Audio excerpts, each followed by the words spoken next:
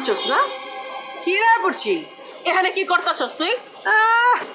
শশীকে বাইতে যাইতেছি, শশীর লাগে দেখা করবো আমি। শশীর লগে তোর কি কাম? কি কাম জানো না? সবার লগে তো বেজাল লাগা রাখো, একটা বেজাইল্লা মাইয়া। আই কি হুশ করে কথা কইস, তাহলে কিন্তু তোর গলার মধ্যে চিপ দিব গলাম। হ্যাঁ ওগুলাই তো পারবা। তোমার লেগে তো আমি ওই বাড়িতে ফিরা যাবো না। তুমি যতদিন ওই বাড়িতে আছো আমি বাড়িতে যাইতেছি না। তুমি বাড়িতে বাইরে হলে আমি তার বাদে যাবো।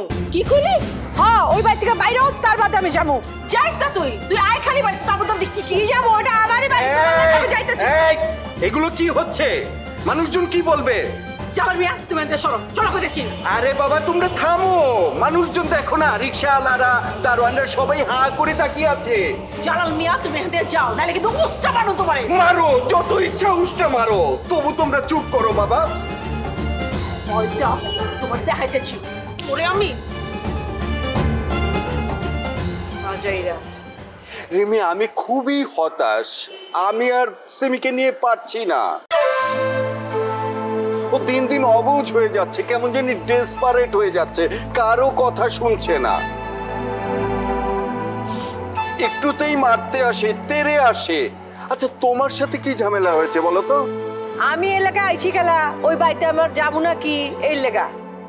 আল্লাহ কি বলো, তোমাদের বাসা তোমাকেই ঢুকতে দেবে না, যেখানে তোমার আর সিমির সমান অধিকার। বাদ দেন, কিছু একটা হয়েছে, ওইটার সমাধান করা দরকার আগে, না এলে তো ওর এমন করার কথা না। আপনি ওর একটু টাইম দেন, অভিমান করে দূরে সরাই রাখেন না। আরে বাবা আমি তো যথেষ্ট সময় দিচ্ছি, আমি চেষ্টা করছি কিভাবে সিমিকে অনেক ভালো রাখা যায়, বাট ও তো। শুনেন, আমার মনে হইতেছে এইবার একটু ধৈর্য একটু বেশি দিতে হইব।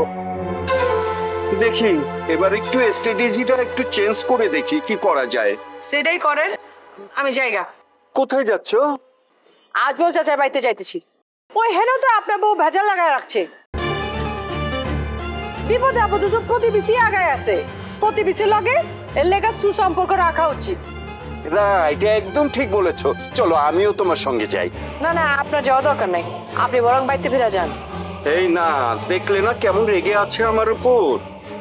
সেই জন্যই তো আপনি বাড়িতে গেলে ভালো, আপনার উপর রাগ করবো, চড়াইবো, তার বাদে রাগ কইমাবি যাব। যদি উষ্ঠা মারে সত্যি সত্যি? আরে মারবো না, আপনি তো জানেন ভালো করে।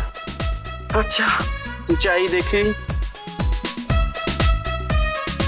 না জানি আল্লাহ কপালে কি রেখেছে।